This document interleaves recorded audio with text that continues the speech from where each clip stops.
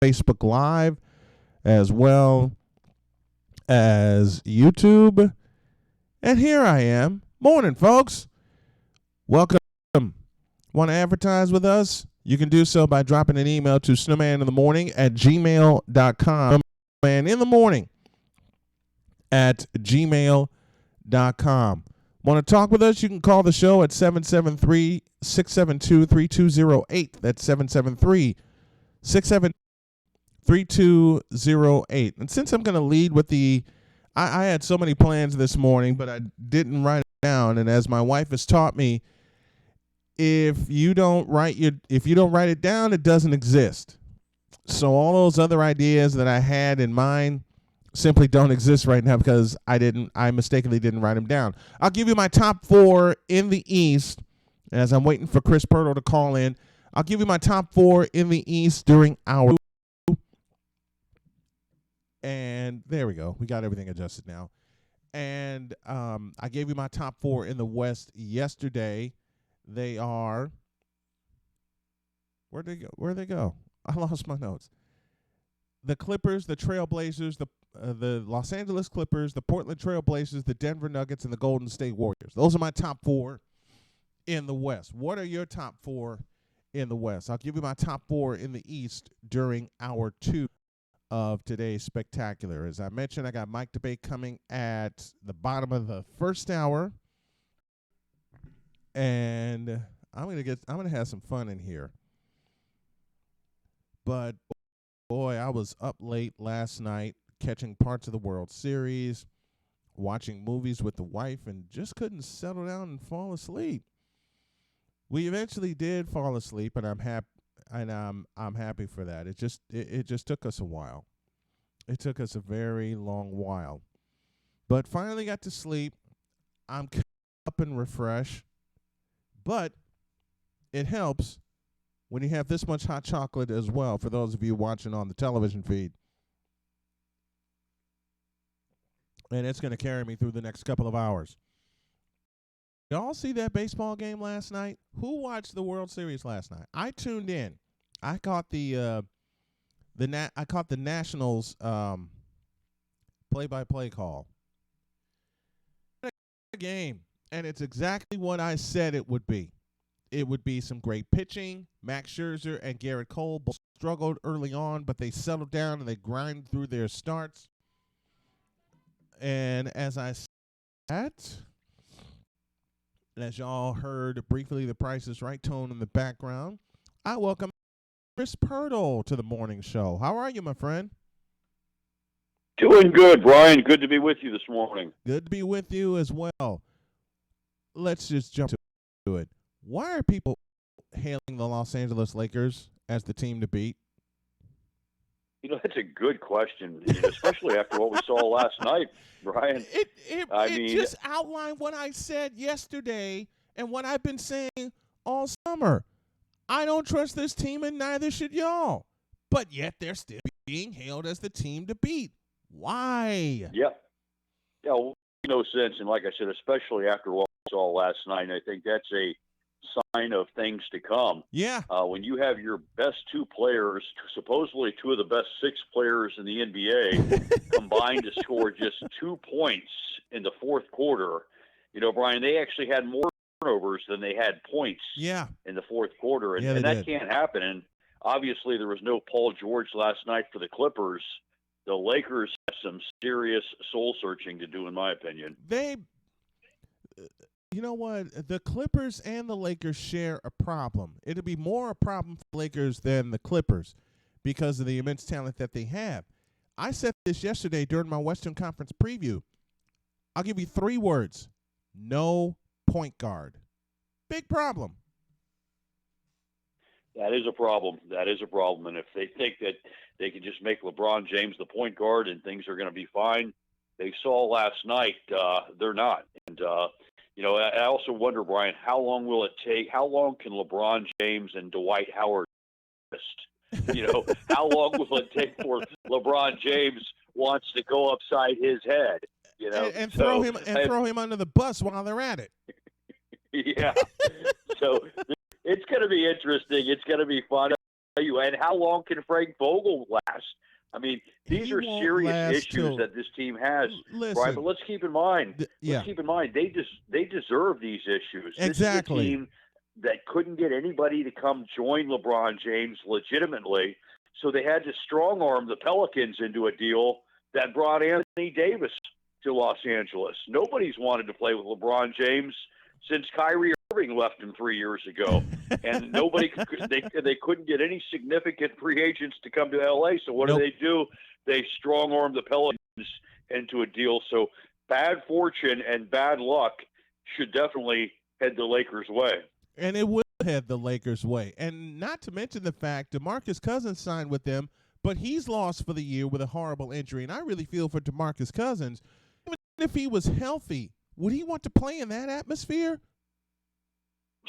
Yeah. Well, we saw how well Davis and Cousins played together in New Orleans. Yes. So I guess they would try to, but it's desperation is what it is. You know, they couldn't get Kawhi Leonard to join, and I'm glad he didn't, because such a stacked deck had Kawhi Leonard did. And I was out in L.A. a couple weeks ago, Brian. I heard Ice Cube talking about how Kawhi took the easy way out. I couldn't disagree. I couldn't disagree more. The man went to the most pathetic franchise, what has been the most pathetic franchise in the NBA over the past 45 years. Yes. A franchise that's never gotten to the conference finals. It's actually only gotten out of the first round just twice in franchise history. And I'll tell you what, if Kawhi Leonard can deliver one, even two championships to what has been the most pathetic franchise in the NBA, if he can do that with what he's already got on his resume, the only player in the history of the NBA to win finals MVP in two different conferences, I'll tell you what, if he brings a couple championships to the LA Lakers, he is going to have to be considered the greatest NBA player ever. Now, I know he needs to win more championships. He's only got two, but I'll tell you what, if he can win 2 or 3 with the Clippers, you got to put him in the same conversation with Jordan. You have to. You do. But see, the big if, because he's got to see the Portland Trailblazers, he's got to see the Denver Nuggets, and oh, by the way, he's got to see Steve Kerr and the Golden State Warriors again. Yeah, and Steve Kerr was entering his 6th year as an NBA head coach. The interesting thing about Steve Kerr, Brian, he's never not coached in the NBA Finals. All 5 years that he's been a coach, he's gone to the finals, so he's used to coaching in June. So you're right about that. You cannot forget about the Warriors. They have the best player. But why are so many people? I've got to put this out there, and I've been wanting to have you on since the summer. You know, our schedules just couldn't coincide. Why are people sleeping on the Golden State Warriors right now? Even with given all the players that they lost, Klay Thompson's out with an injury. Realistically, as Steve Kerr said, for the entire season, and yet they reshaped their roster. And oh, by the way, they got the best player in the game on their roster. Why are people still sleeping on the Golden State Warriors? Well, Brian, it makes about as much sense as saying that the Lakers are favored to win the championship. So why are they? And there's no good reason, because think about this, Brian. The Golden State Warriors have probably the best player development staff in the entire NBA. Boston has a good one, but let's think about this. Kevin Durant, his game went to a whole new level when he got to Golden State. Now, I know he was great before he got there. I know he was a regular season MVP at OKC, but his game went to a whole different level, especially defensively. Now, Steph and Klay guys were top 5 picks. Now, they were first-rounders, but they were not top 5 picks. Right. Well, guess what? These guys are now Hall of Famers. Who developed them? Oh, the Golden State Warriors developed them. Exactly. Draymond Green was a second-round pick. He's now going to become a Hall of Famer, and he's an all-star. Who developed him? Oh, the Golden State Warriors. Absolutely. So now you got D'Angelo Russell that comes to town after his first ever all-star appearance last year with the Brooklyn Nets. I think D'Angelo Russell's game will naturally go to the next level because he's in the right place at the right time with the right player development. And everybody wants to put D'Angelo Russell under the ball. He won't pan out in Golden State. And you just brought up the perfect point. Look at the team who developed these players into who they are right now. Without the Warriors' development, the Splash Brothers wouldn't be the Splash Brothers. Exactly. Let's say that they were drafted by Atlanta. or they were drafted by the Wizards. Or they were drafted by the Knicks. Let's throw Yeah, this in the exactly. party. If they were drafted by the Knicks. It's kind of like football. What if Tom Brady would have been drafted by the Cleveland Browns 20 years ago? We wouldn't know who he is. So a lot of it is timing and being in the right place at the Yeah. right time. Yeah. And sleeping on the Warriors, that would be a mistake.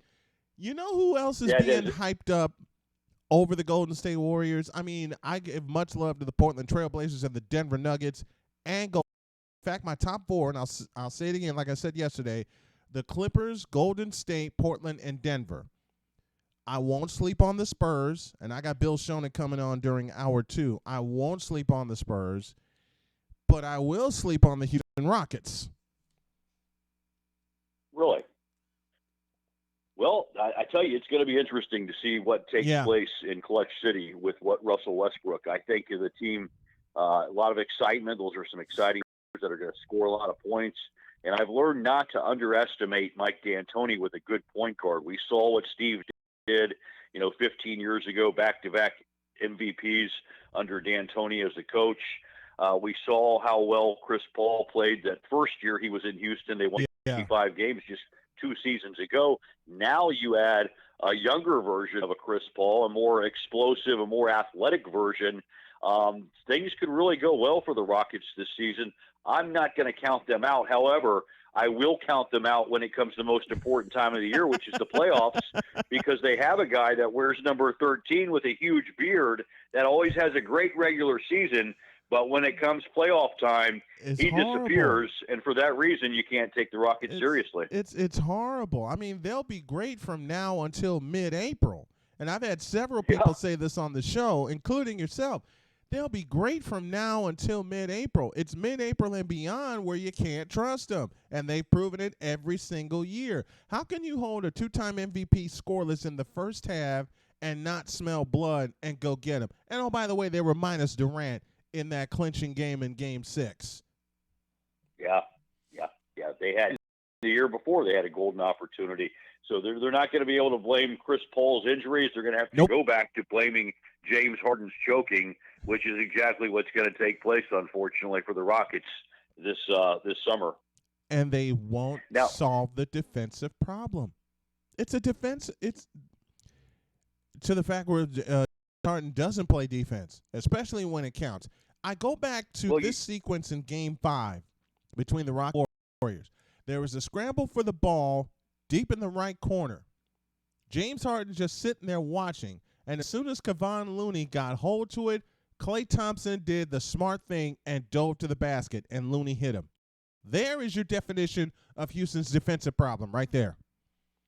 Yeah, they lack a lot of the hustle plays and the hustle players. But again, Harden just chokes, and when he chokes, they have no chance. You mentioned the Denver Nuggets, and I can't totally disagree with you at all. That's another team that I really like in the Western Conference, Brian. They may get Michael Porter back this season. Who knows? Even if they don't, we saw what they did without him last year, finishing number 2 in the Western Conference standings. And think about that. If you finish number 2 in the Western Conference, I know it's loaded this year, but it was also loaded last year. Yeah, it was. That means you're a pretty damn good team. Mm-hmm. And I like the Denver Nuggets to continue to rise because guys like Jokic and Murray and Gary Harris, for that matter, are only getting better and older. And Paul Millsap, in my opinion, still has something left in the tank. I think that's an excellent 1-2-3 punch when you look at Millsap, Jamal Murray, and Jokic in Denver. So definitely keep an eye on that team. What about the Portland Trailblazers? Your thoughts on them?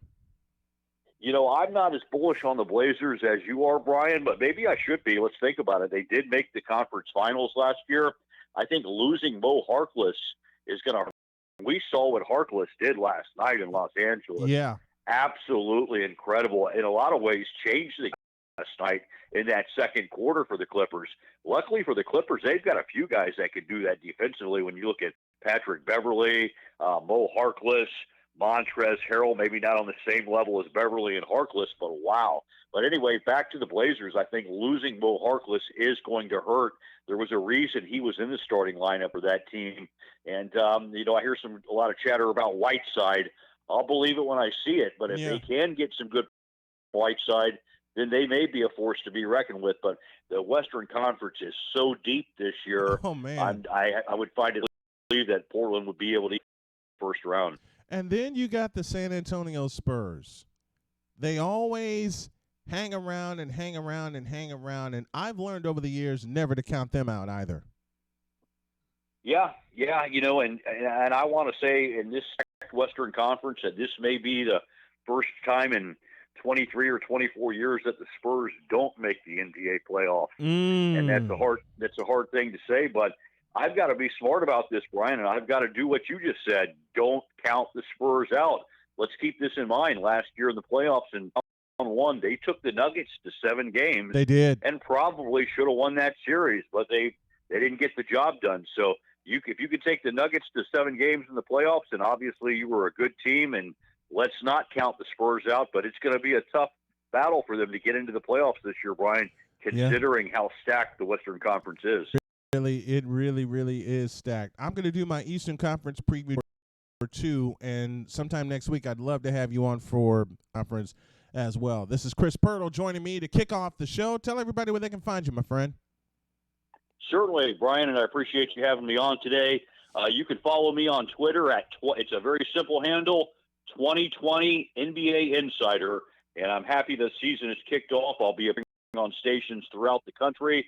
You can also listen to my show, The Sports Junkies, on WAXE in Vero Beach every Friday morning at 11. Brian, it's great to be with you, and I look forward to talking Eastern Conference with you.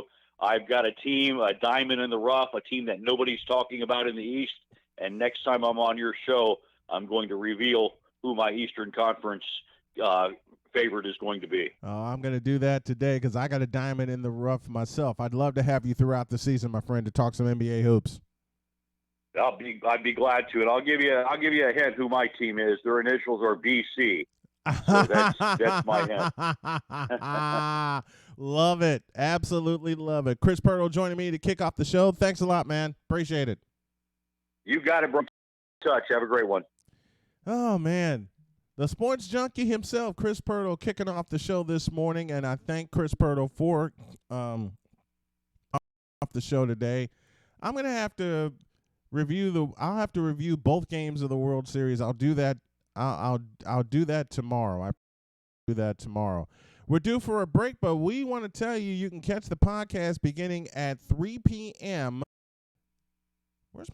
At 3 p.m. each day on your favorite app. I think everything moved. Oh goodness. Catch the podcast every day 3 p.m. on your favorite app, including everything's moved. I'll get it solved. I'll take a break, and when y'all get back, the next voice you hear will be that of Mike Debate as we talk Week 7 in the NFL, and the 2 teams that began the week undefeated are still collision course in Miami. Who knows? Snowman in the morning, back in a flash.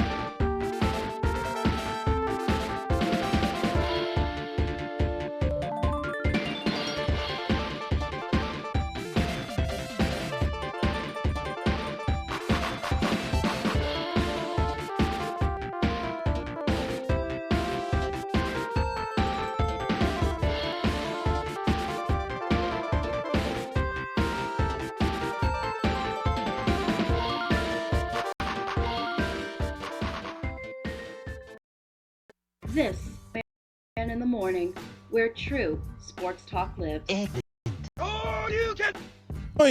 Yeah, the Wacky Wednesday edition continues. Mike Debate coming on in a few seconds. Catch the podcast every day at 3 p.m. on your favorite app. Ooh-wee.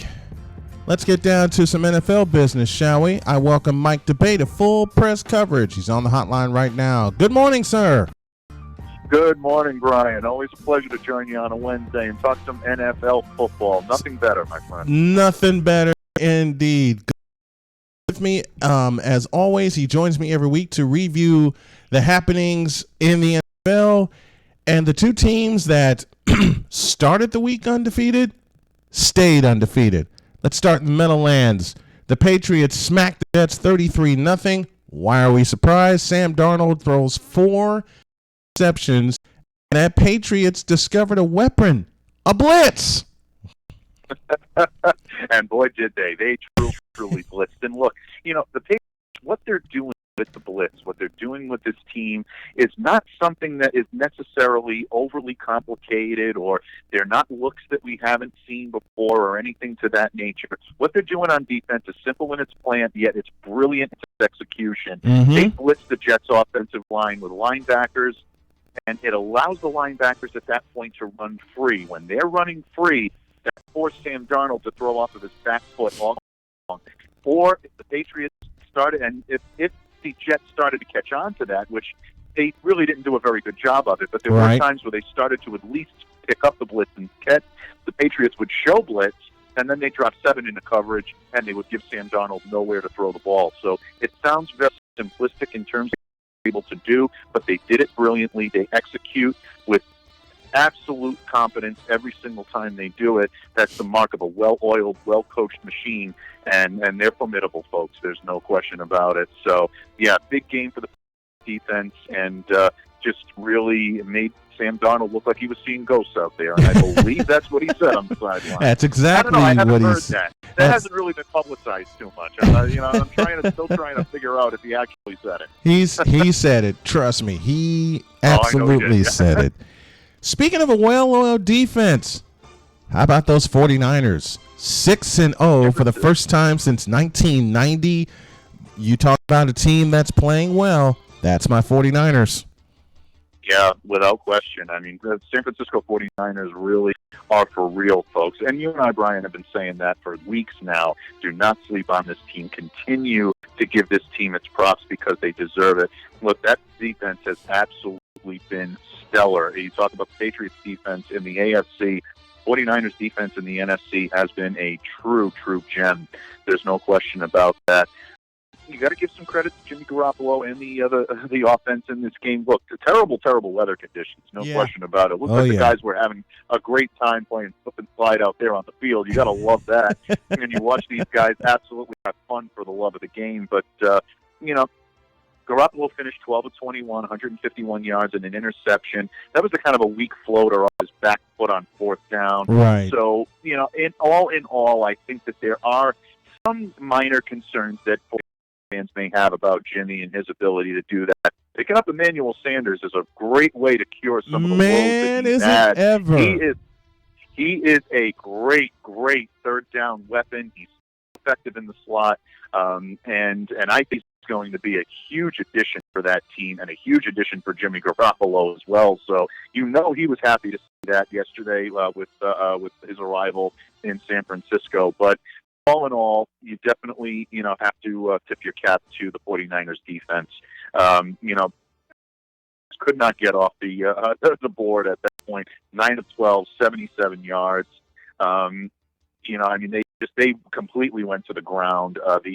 The 49ers pass rush is so efficient. They completely take away, again, much like the Patriots, they take away what the opposing team does well, and they were able to hold the Redskins scoreless and keep them from even getting anything going on the ground. And the passing game for Washington was non-existent. And the biggest part about the 49ers defense, they're taking the ball away. And I mean at a rapid rate. You talk about a team last year that only had 2 interceptions all year. They equaled that in game 1. They got another takeaway on Sunday.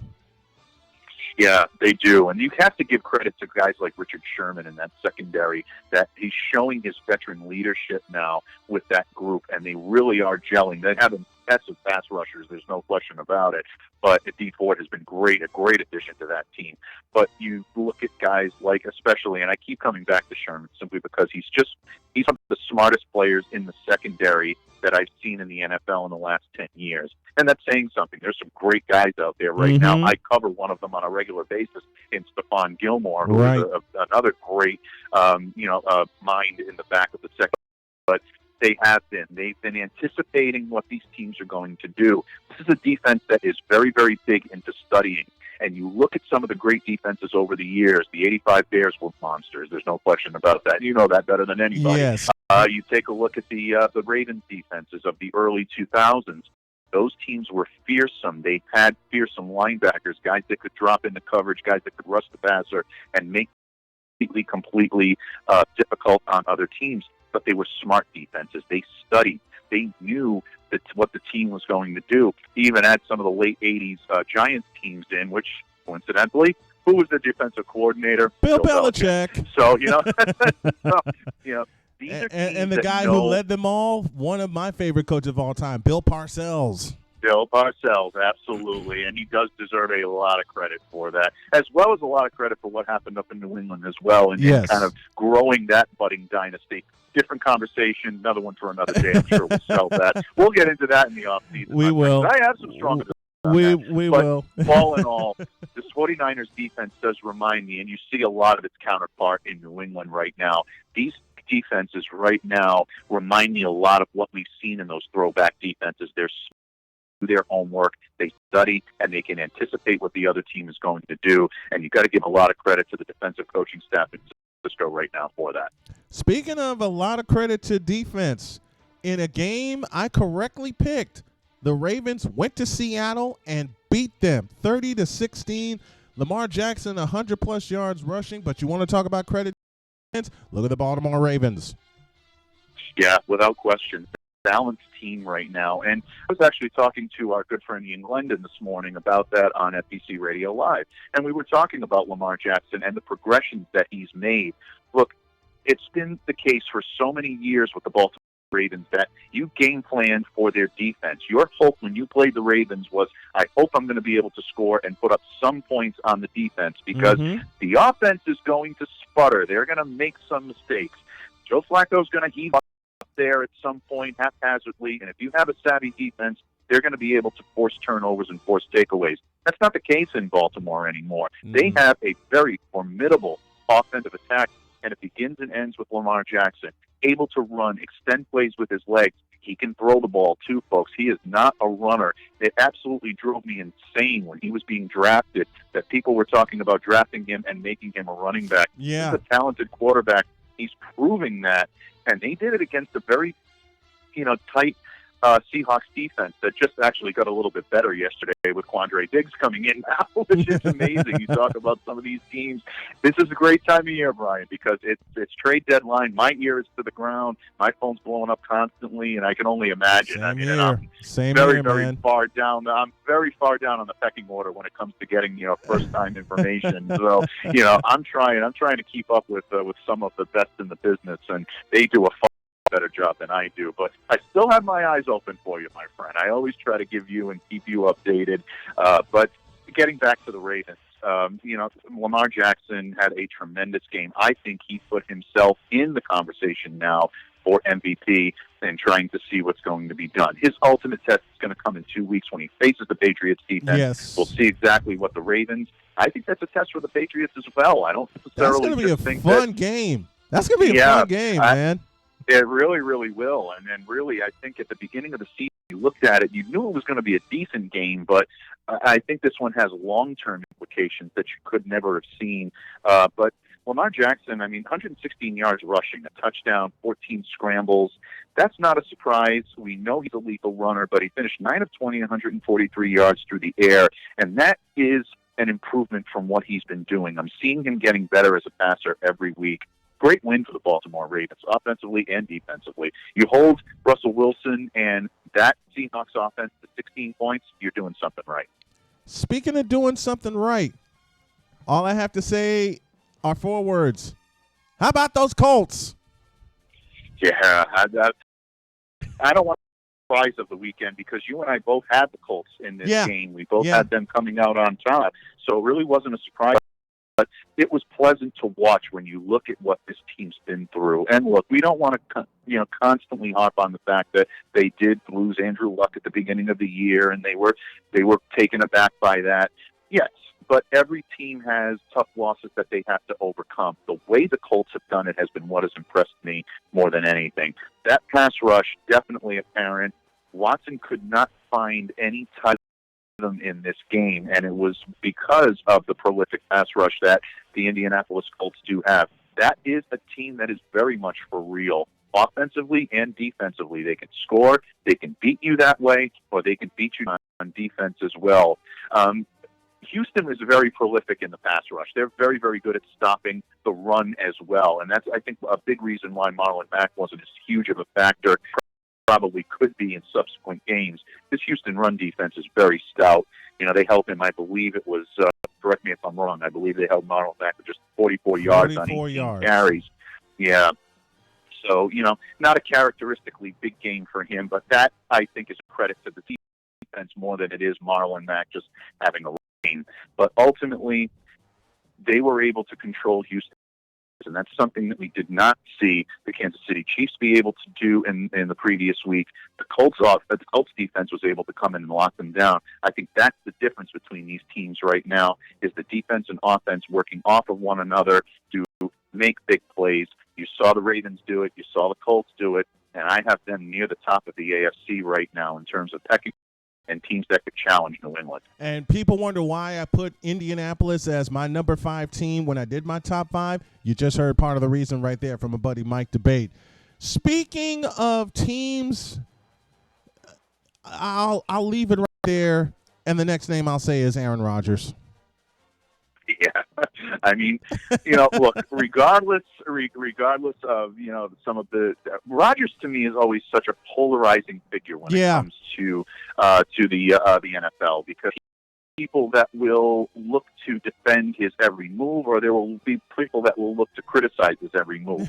Very similar to the quarterback I cover in New England. But look, I wonder who that is. when you are responsible for 6 touchdowns, I don't care what. I know a lot of people are starting to use the analogy, we did it against the Raiders defense. Mm-hmm. The last time I checked, the Raiders defense is still an NFL defense, mm-hmm. folks. I never ever bought into, show me when he does it against someone big, or I'm hearing it in New England now. You hear all the time, talk to me when they play somebody, or talk to me when this defense I've heard that all Yeah. season, and it gets on my nerves. I've heard it with New England. I've heard it with the 49ers. And absolutely. And here's the problem. Here's the point, folks.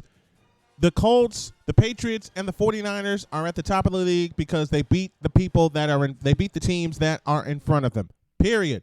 Hell, right. The Raiders beat the Colts in Indianapolis. Absolutely. Yep.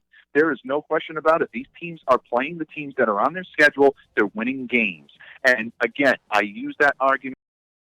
Rodgers this weekend. He was dynamic. He was phenomenal. He did it without Devontae Adams, which is a top wide receiver. Your response for 6 touchdowns, 5 through the air, 1 rushing, just a phenomenal game. Put himself squarely in the middle of that MVP race right now that people are talking about. I think he's absolutely in the mix. But the Packers are a dangerous team, not just because of what they can do on offense, because they do have the defense to be able to shut teams down. Now, one thing, if I'm a Packers fan, that might concern me is Josh Jacobs was able to gash them on the ground, ran for over 100 yards in this game. The run defense is going to have to be shored up, because when Green Bay does play a team with a little bit more of a formidable defense that will be able to shred and light up on the scoreboard, they're going to have to win tight games. So, granted, I'm definitely not taking anything away from what Rodgers did. He had one of the better performances all year. And he deserves all the accolades and the credit that he's getting for that. But Green Bay is going to continue. They need to continue to keep their foot on the accelerator when it comes to the defense, because that, to me, is the difference between this year's team and the team that we've seen in the past in Green Bay, where they had a tremendous offense, but really not much in the way of defense, and really gave up more points than Aaron Rodgers and company could score. That's not the case this year. They're going to have to shore up that run defense, and if they do, they're going to be in the mix in the NFC as well. Man, it's going to be fun watching the rest of this season, and I can already tell you one of the top games that we're going to preview come Friday happens in San Francisco when they see Christian McCaffrey and the Panthers, an old NFC West matchup. But I have to say this, and I'm not only saying this because I'm a fan, because of what I've seen. I don't think Carolina's ready for this San Francisco defense. Yeah, I would tend to. Christian McCaffrey's been electric, and he's in the MVP discussion for a lot of reasons. But one of the reasons is that he's kept this team afloat with Cam Newton out, and obviously Kyle Allen deserves a lot of credit for the job he's done keeping that ship afloat with the Carolina Panthers. They've been one of the feel-good stories of the NFL this year. But coming up against a defense that is capable of stopping the run, shutting down what the team does well, and then force Kyle Allen to have to beat them through the air. That's a tall task, and we will get into my hand too much, but San Francisco is going to be a huge test for McCaffrey, Allen, and that team going forward. Mike DeBay joining me from Full Press Coverage as we review Week 7. He'll be back on Friday to start our coverage of Week 8. You can follow us all season long, fullpress.com, as well as arenasportsnet.com. Two franchises coming together to give you the best of sports coverage. Thanks a lot, my friend. I appreciate the time. My pleasure, as always, my friend. You have a great day, great week, and I'll talk to you on Friday. Talk to you on Friday. Thanks, man. Thanks, bud. Watch the 49ers game this weekend when they face the Carolina Panthers. The Panthers, I don't think, are ready for this San Francisco defense. Take a break, and when we come back, a question of the day. Going to have a little fun before we get back into business, and hour 2 will have the remainder of my NBA preview. Catch the podcast every day at 3 p.m. Back in a flash.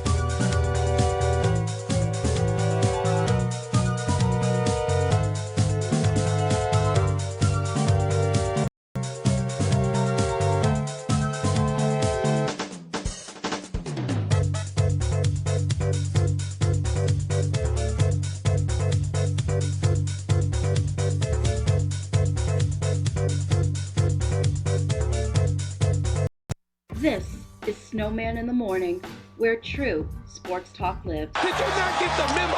Holy on smoke!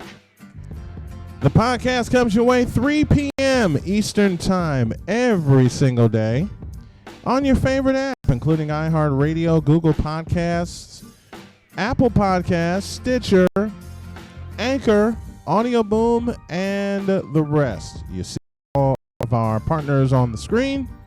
You have reached. Oops. Sorry about that. Y'all weren't supposed to hear that. Hour 2 here on Snowman in the Morning, and I'm falling behind with my graphics. I realize that, and I apologize for that. Oh, man. Oh, man. Chris Pirtle joined me this morning. Mike Debate as well. I got Bill Schoenig coming up at the bottom of this hour. But I think I can finally talk some baseball with you good people.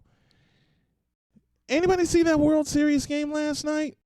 I tuned into it. I caught part of the Nats call and part of the Astros call when I intended to crash early yesterday, and actually I did. But something kept waking me up. And I'm joking as to say this, tapping me on the shoulder, said, "Snowman, World Series is going on." My body's going, and I know my wife will appreciate that sound. That's our tired signal. But the Astros went down in Game 1 of the World Series. Congrats to the Nats. Their first World Series win as a franchise. Remember, they didn't, when they Expos, they got close to the World Series, but didn't win the thing. They lost to the Los Angeles Dodgers. Remember, that was the Montreal Expos in 1981. And then all of the failures with the Nationals. And this year they got through, and they got to Garrett Cole last night. What did I say would be the key to this World Series? Pitching, and lots of it. And both of these teams have great pitching. Max Scherzer versus Garrett Cole in Game 1. Then they got Justin Verlander and Steven Strasburg tonight. 8:08 is the first pitch for Minute Maid Park. The Astros will tie the series, and the Nationals will try to take a stranglehold going back to D.C. trying to go up to none. That's the key for the Nationals. No one expected them to get this far. No one of them expected them to get past the wild card game. Here they are in the Fall Classic playing with more house money than the 49ers are, playing with more house money than the Indianapolis Colts in football, playing with more house money than the Los Angeles Clippers State Warriors will in basketball. The most house money right now is being gathered by the Washington Nationals. And they have a chance tonight to go up 2-0 using two of their best pitchers on the stage, Anibal Sanchez and Patrick Corbin, for games 3 and 4 Friday and Saturday in the nation's capital.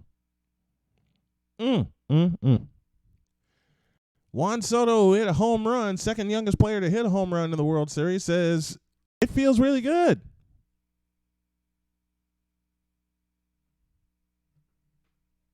Did I hit the wrong button? I think I hit the wrong button. Sorry about that. Well, I'll try to get y'all some highlights. This is the one thing when I don't fully prepare this. Apologize for that. I truly do. I didn't put everything into this that I should have. So that's why I have a backup. I'll say it again, and I'll try again. Courtesy of the Nationals, Juan Soto says it feels good. It feels amazing. Feels really good. Going to a new field I never been in, and it feels really good. Dave Martinez, the manager, says this is a small piece of the prize. And I'll keep going back to those guys in that clubhouse. I mean, I'm just a tiny piece of the puzzle. I mean, these guys, what they've gone through all year long, I'm super proud of them. And we come here to Houston, who's got a really good team, and we play good baseball, and we end up winning the games. Is it time to put Dave Martinez conversation for Manager of the Year, for National League Manager of the Year? Yes, it is. Yes, it is. After the Astros got out to a 2-0 lead, Ryan Zimmerman cut the lead in half. Here's the wind of the pitch. Swing and a drive hit well. Deep center field. Way back goes Springer. Track looking up, and it is gone. Goodbye. Bang! Zoom goes the Z-Man to the deepest part of Minute Maid Park, just to the left of the batter's eye in center field. Ryan Zimmerman, second home run of the postseason, cuts the Astros lead in half. The original National cut the lead in half, and the youngest National tied it up. The 1-0. Swinging a fly ball, well hit to left field. Way back goes this one. It's got a chance. It's going, and long gone up onto the railroad tracks. Welcome to the World Series, Juan Soto. Nationals 2 as Juan Soto goes opposite field for a tape measure home run onto the railroad tracks.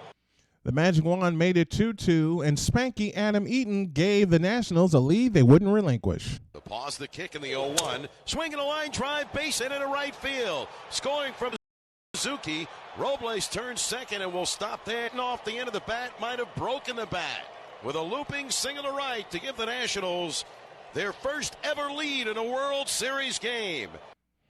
That made the score 3-2, and then Juan Soto added some insurance. 3-2 to Soto. Swung on, hit in the inner left field. Brantley going back against the Crawford boxes, off the wall, bounces by him, back field. Robles has scored. Rounding third is Rendon. He comes in to score on a booming double off the left field wall by Juan Soto. 5-2 was the score then. 5-4 was the final. And the Nationals take a 1-0 lead in the World Series. Let me say that again. The Nationals have a 1-0 lead in the World Series. How about that? Not the Dodgers, not the Yankees, not the Red Sox, not the Cubs. The Washington Nationals. I'm going to enjoy it whoever wins. I picked the Astros to win in 7 games, but last night proves this point. It doesn't matter who you face in the World Series as long as you come prepared to play. Teams are prepared to play each other. I love it. I absolutely love it. Nationals lead 1-0. Game 2 tonight. I'll have a full wrap-up of both games coming up tomorrow on the program. You know something? The Nationals what people about this particular World Series, and I've said it with Ian Glendon, I've said my debate, I've said it to whomever to take a chance and listen. And I'm glad y'all are taking a chance and listening. Pitching wins you championships. The Dodgers didn't have it. The Cubs didn't have it. The Red Sox didn't have it. And the New York Yankees didn't have it. I go back to a point, and I'm going to continue to make this point. The New York Yankees made a philosophical decision not to shore up their pitching. And it's cost them. It's spot for the first time. They've gone a full decade without being in the World Series, and pitching is the reason. They did not have the pitching. Listen to me again and read my lips. The Yankees, Cubs, Dodgers, Red Sox all were lacking pitching. That's why the Red Sox didn't even make the postseason, nor did the Cubs. We all know what happened to the Dodgers when they decided to when they decided to bring Clayton Kershaw into the 8th inning into the division series in what was to be a clinching game. Dodgers should have walked all over the Nationals, but they didn't. They allowed the Nationals to hang around, and the Nationals got their act together with their pitching. Same with the Tampa Bay Rays. They allowed the Astros to hang around and get to Game 5, which means they got to Garrett Cole. And Garrett Cole twirled a masterpiece against Tampa Bay. You have to have your pitching. You absolutely have to have pitching. And until those teams that I mentioned before get it right, we will see World Series like this, the Nationals and the Astros, competing for titles in a much quicker time frame. I'll throw the Chicago White Sox in the conversation. The Philadelphia Phillies were supposed to be in the conversation because they got Bryce Harper. Ooh, Bryce Harper. Here's the plum. No pitching. No pitching. I got a good friend watching the Facebook feed, Naima Latif, the host of the Female Solution. What's up, girl? Good to hear from you. Say it again. No damn pitching. That's what cost the White Sox over the years. And I'm not afraid to criticize my own team because they made the same mistake until recently.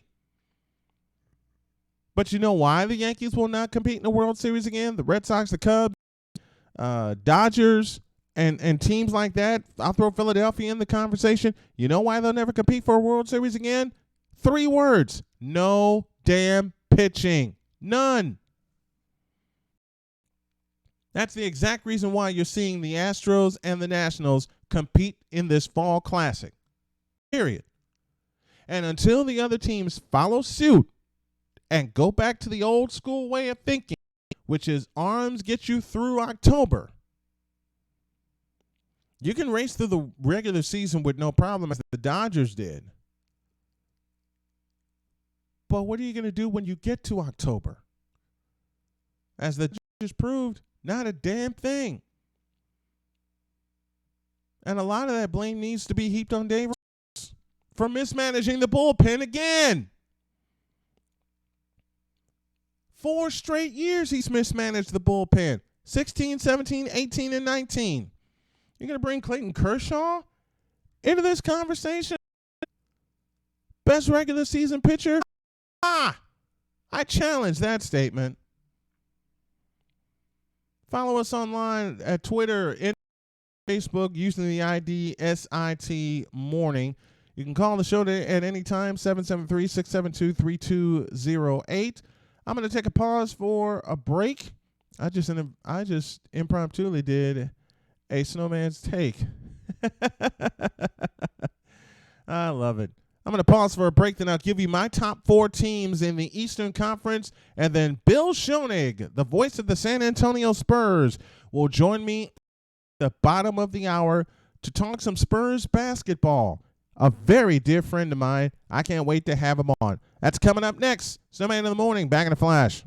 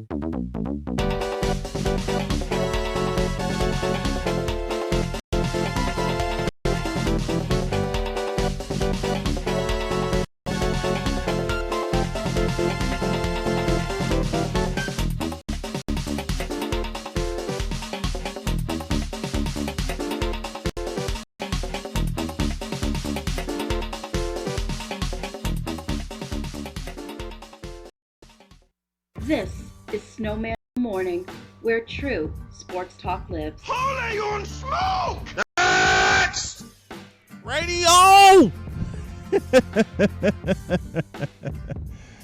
I'll never get that voice right. Oh, Lordy. Game 2 of the 2019 World Series is yours tonight on Fox, 8 p.m. start time. I believe it's 8:08 with the first pitch. I got Bill Schoening on the way, and he'll come at the bottom of the hour. Y'all are going to see some things over the course of this, but just be patient with me. Some of this I should have done yesterday, but I was so darn tired. I was so darn tired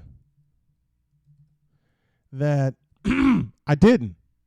That's a mistake on my part, and I apologize to you fans for that, because y'all deserve the absolute best, and you're going to continue to get the absolute best from me. Period. You're going to continue to get the absolute best from me. As I mentioned, 7 minutes from now, you'll hear the voice of the San Antonio Spurs in Bill Schoening, one of my good friends, and I promise I'll give you my top 4 in the Eastern Conference. That's coming up here in about, I want to say about 100 seconds from now. And I can't find the graphic I'm looking for. I hate when that, because I put it in a different location. Y'all are seeing this live, okay? I put it in a different location, and I forgot I put it in said location. And I don't have it. Doggone. Yeah, I do. Right here. It's my own fault that I didn't put this together, but I will do a better job of it. Y'all will hear from that gentleman in about 6 minutes from now.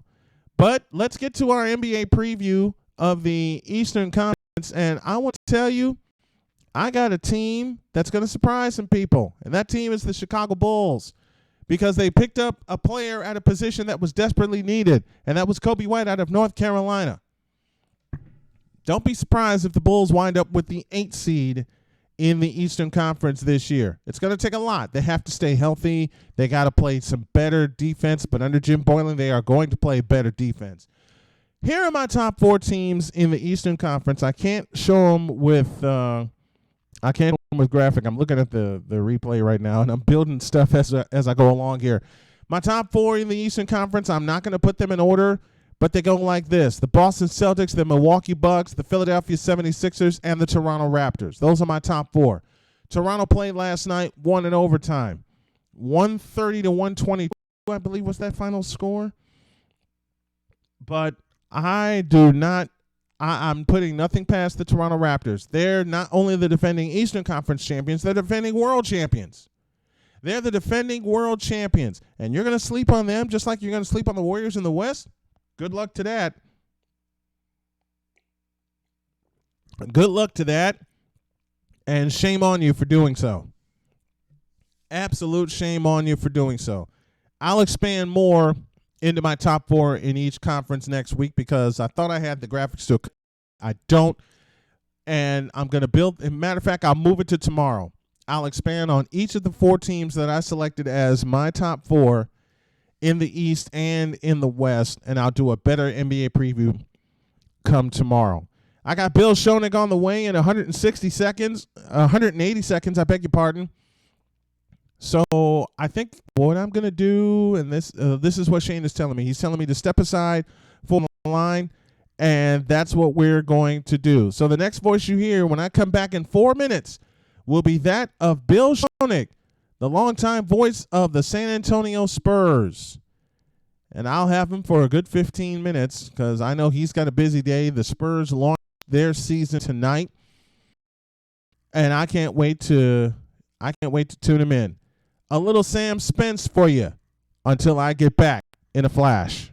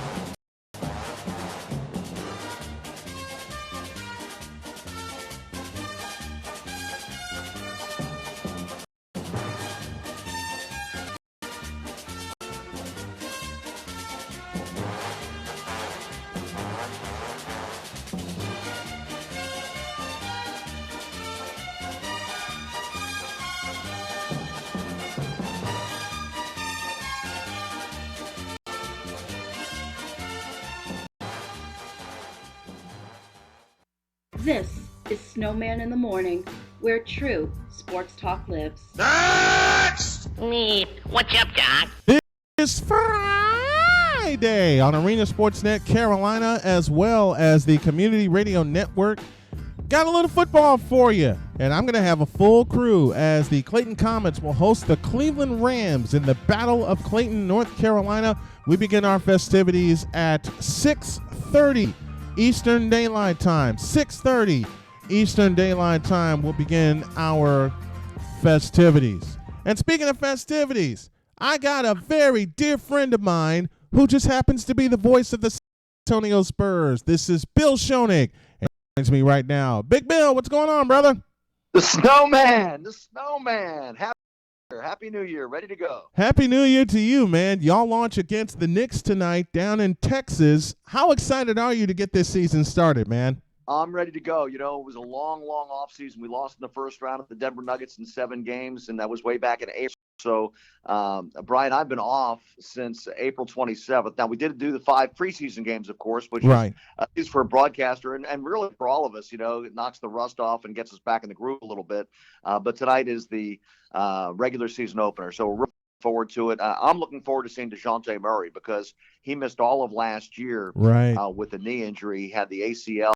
Really put a really damper on the season for the Spurs because he was our best perimeter defender. He made second team All NBA on defense as a 1-year-old, which is unheard of. He's the youngest player ever to make the All Defensive team. So we really missed his defensive presence last year, and I'm looking forward to see what he can do now that he's had a year to work on his game and to get that knee healthy. I'm really forward to listening to your call tonight and watching the Spurs this season. The Spurs are one of the teams that I follow. I've never been shy of that. Greg Popovich returns for another season, so you know he's going to have that team hyped and ready to go. What's been the mood with the Spurs this season after the playoff loss to Denver?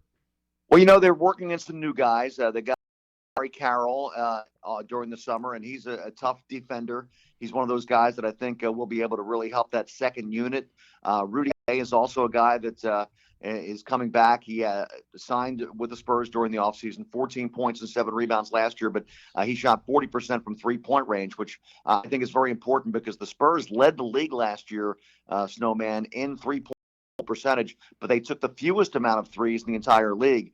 So to keep up with these shoot-happy teams, they're going to have to increase that three-point percentage, not the percentage, but the volume, I think. So guys like Rudy Gay and Bryn Forbes, Patty Mills, those guys will be relied on to provide help from the outside. Having all those guys back in the mix as well as LaMarcus Aldridge. I said earlier in the show, cannot sleep on the San Antonio Spurs. I refused to sleep on the Spurs when I did my Western Conference preview yesterday. They have some of the greatest fans in the NBA, diehard loyal Spurs fans. I've talked to quite a few of them. What's their mood coming into this season? I think they're anxious. They're really seeing this team. Now, as you know, Snowman, and of course you went through the Western Conference, you know how deep this conference is. We saw the Clippers and Lakers last night. Obviously, Portland is a team that played very well. The Denver Nuggets are loaded with so much good young talent, with Jokic and Murray and Harris and those guys. And you just go right down the list. Utah got better with the acquisition of Mike Conley during the offseason. So there are no easy teams to play in the Western Conference, and there's probably going to be a couple of pretty good ball clubs in the West that don't make the playoffs this year just because the West is so deep. So I think it's going to be very important for a couple of things for the Spurs. One is to stay healthy because last year they were not healthy. They were all kinds of banged up, especially in the beginning season, and they have to improve their defense. They were ranked 19th in defense last year, and Pop always hangs his hat on defense. This is a team that is always consistently in the top 5 in defensive rating, and they dropped to 19 last year. So that's been the main point of emphasis, and getting DeJounte Murray really helps because he sets the tone on the defensively. He's got those long arms. He gets in the passing lanes. He deflects passes. He's a very good defensive rebounder for a point guard. And because of all of those things, I think that they will be a better defensive team this year. They acquired Mari Carroll, who's a good defensive player. So I think that, defense is going to be what they hang their hat on. And that is where we're going to see the improvement of the Spurs. If they can get that defensive rating up to the top 5 like they've been for years and years, I think they got a really good chance to, really not only make the playoffs, but maybe make a little noise if they're healthy. One of the teams I took a deep look at in the Western Conference is the Portland Trail Blazers, who, of course, battled the Denver Nuggets. They went to a 7-game series in the Western Conference semifinals. They were missing a very big piece out of their lineup in Yusuf Nurkic. Yes, absolutely. The big guy, they kind of built everything around him. Of course, they got the great backcourt with McCollum and Lillard, but Nurkic is one of those guys that can do a lot of different things. He's a big lumbering guy, but he's real strong. And it's interesting that, Nurkic and Jokic both came together with the Denver Nuggets, and the Nuggets decided to keep Jokic and trade Nurkic. I can't believe I'm saying Jokic and Nurkic so many times in one sentence, but you just look at the way they play, and they've got some depth too. And Portland's a tough place to play. That's a good home court they got there. You talked about the Spurs fans. Those Trailblazers fans have been loyal for a long, long time. Yes, they have. And, of course, the team you cannot sleep on who went through the most turnover, but yet they're still the defending Western Conference champions, that's the Golden State Warriors. Yeah, it's going to be interesting to see the way they play because I think Steph's going to have to get more shots up with Klay Thompson out for at least, a good chunk of the season. Mm-hmm. And, of course, Durant has gone now to Brooklyn, although he's not going to play probably for the whole year, maybe late in the season. But they're going to have to change up a little bit, rely on Steph a little bit more. But some other players in that program are going to have to step up because the West is so tough. And Steve Kerr's a very good coach. They'll figure it out. But they're not loaded the way they have been in terms of their overall talent. Not loaded, but they're still one of my top 4 teams in the Western Conference. I picked the Spurs to surprise some teams. I did get into the playoffs. This is going to be a fun Western Conference season to watch, not just because of all of the turnover that happened, but because of all the folks that teams are getting back from injury. The injury bug, what people don't realize, the injury bug bit the Western Conference a lot last year. It really did. And the team that I cover probably got hit just about as hard as anybody when you lose your starting point guard, who's an all-defensive player. The other thing that we can talk about is depth, because we saw last night in that Clippers-Lakers game, all these people picking the Lakers to win, and of course they got James and Anthony Davis, and it's still very much a work in progress. But I don't like their depth situation. Right. Last night, their bench got outscored 61-19 by the Clipper bench. Now, the Clipper bench might be the best reserve unit in the NBA.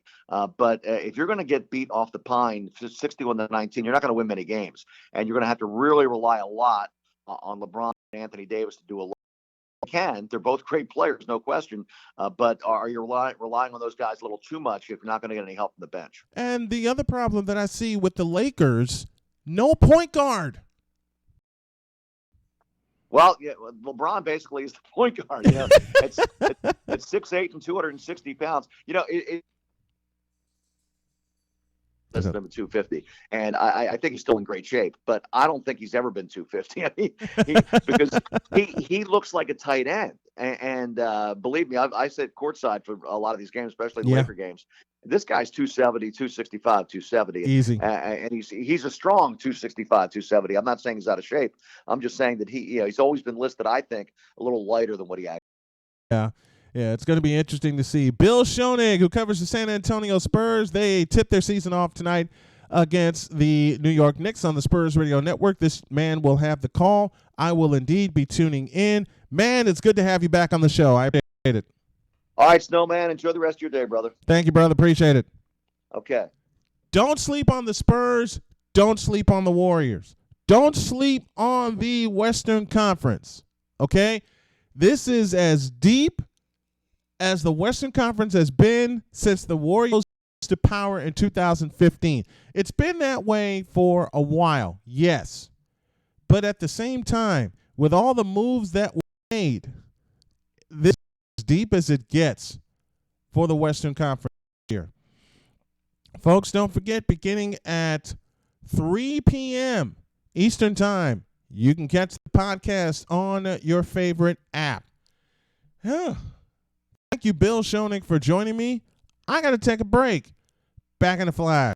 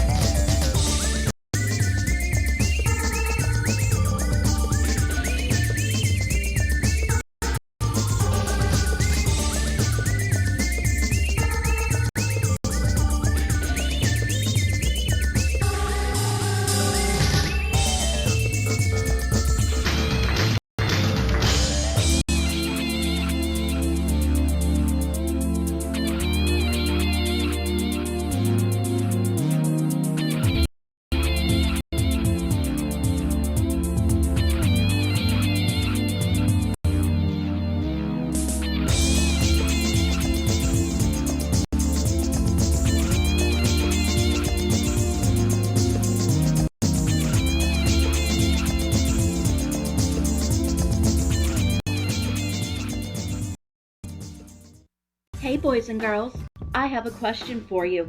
What are you doing listening to the Talking Heads? Turn on Snowman in the morning for real sports talk. He has the hot takes that will make you melt. Real cool, man. Has someone ever really gotten on your nerves? Has a family member got you to the point where you want to tell them something, but you can't because they're family? Do the world a favor. Take a nap.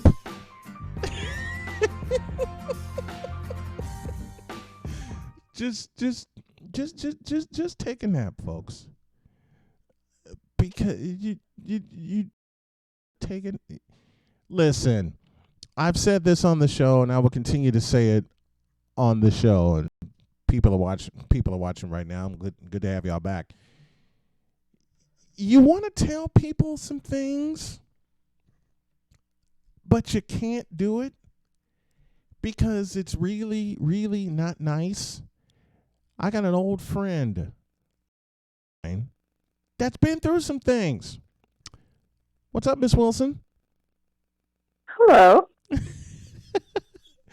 This is one of my dearest friends. She lives in Indianapolis, and she came up with the take a nap commercial idea. Because how did you put it to me? And my wife has since repeated this.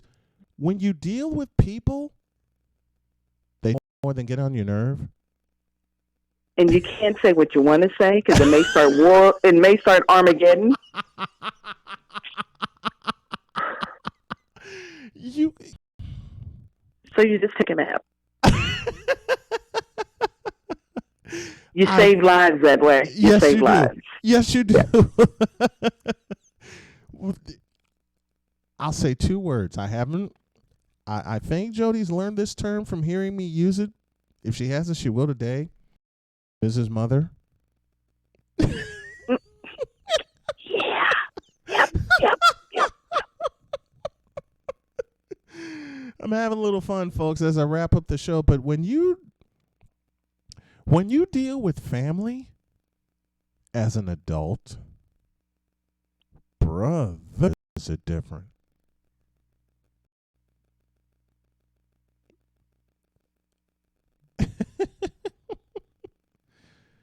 To say the least, it's different.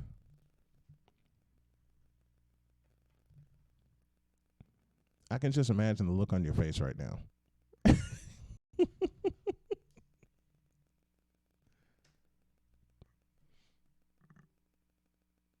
a minute. Oh, that's what happened. Okay.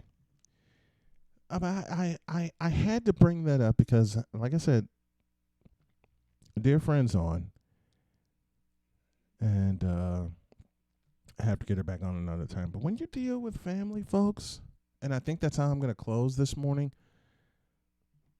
When you deal with family, it's a whole different situation, especially as an adult. We'll touch more on that. I'll probably touch more on that when I do the podcast tonight. Snowman Unfiltered brings episode 10 to you, and it's an inspirational episode with Tommy Israel. He and I had a great great conversation. That episode will drop at 8 p.m. tonight. Did I lose? Yeah, I know what happened. Like, oops. I mix in a lot of life with the program. I talk about my dad a lot, talk about my family, my beautiful wife Jody, aka Doc A. But before I lost you, we spoke of this point. When you deal with family as an adult, it's an entirely different process. Mm-hmm. And I even wrote a story about that called "But They Family Though." I'm gonna have to send it to you so you can share with your listeners. It's a story called. I must have that story. I may even turn that into a. I might even have you and I turn that into a podcast episode. They family though, and that's the name of the story.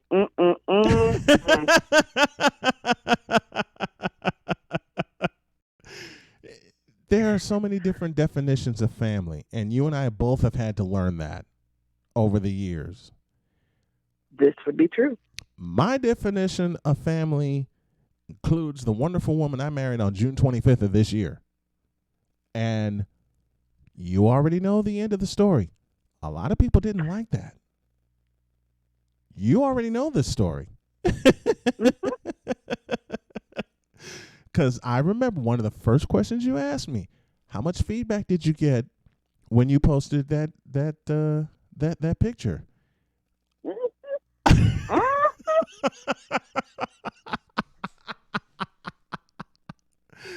And I'm still getting it.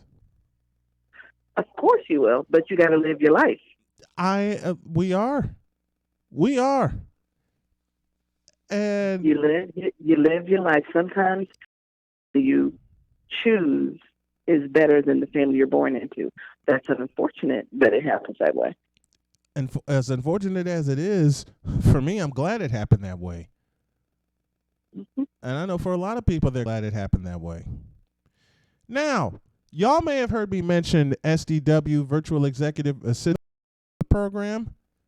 This is the person that's in charge of said program. So I'm going to give you about 180 seconds, SDW, Miss Sylvia Wilson. Tell everybody about your service.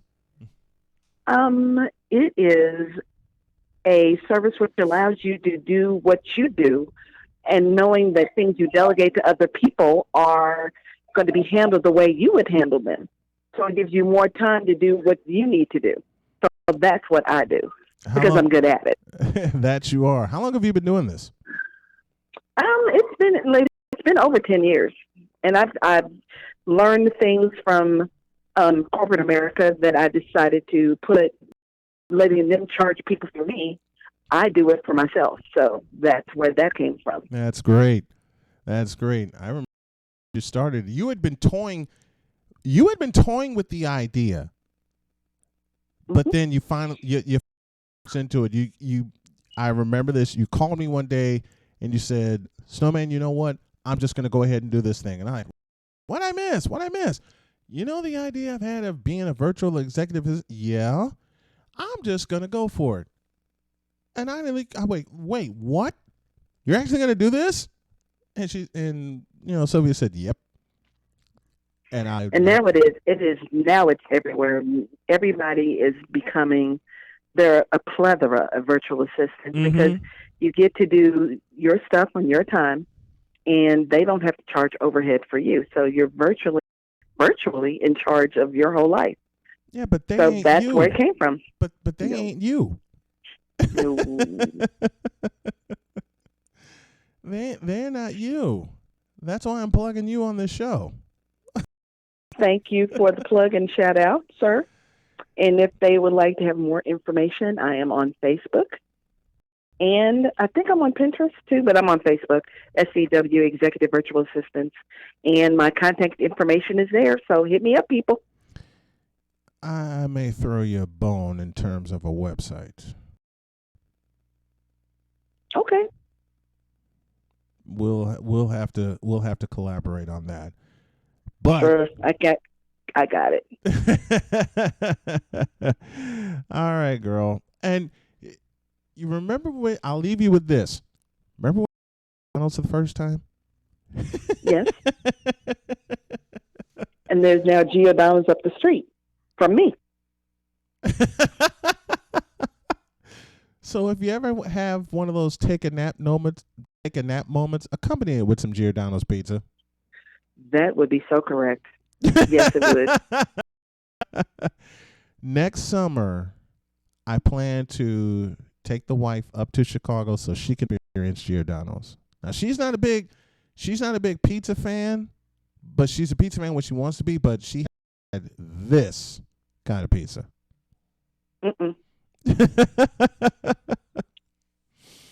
And neither should. And you guys, next time you're down here, you should try Blaze Pizza. It's just ignorant in a box. I'm done. Really? Yeah. Okay, done. Blaze Pizza. And I leave you with this. How about those Indianapolis? We may make it to the playoffs. We may make it to the Super Bowl. We may. Could be. All right, girl. I know you got an appointment. Get out of here. I'll talk to you soon. And thanks for coming on. I appreciate it. All right. Talk to you later. SCW Virtual Executive Assistant. That is the CEO, Sylvia Wilson. She will help you with all your virtual executive assistant needs. She's going to be one of the, she and her company are going to be one of the sponsors of this here program. If you want to sponsor this, if you want to advertise this here program, and I'm losing my place, drop an email to snowmaninthemorning@gmail.com. That's snowmaninthemorning@gmail.com. And we're coming down the home stretch here. I want to thank Sylvia Wilson for coming on this morning, talking about being a virtual executive assistant and slipping a few other things in as well. I want to thank Bill Schoenig, my dear friend and voice of the San Antonio Spurs. Spurs and Knicks tonight from the AT&T Center in San Antonio, Texas. WOAI, I believe it's their flagship station. He'll have the call there.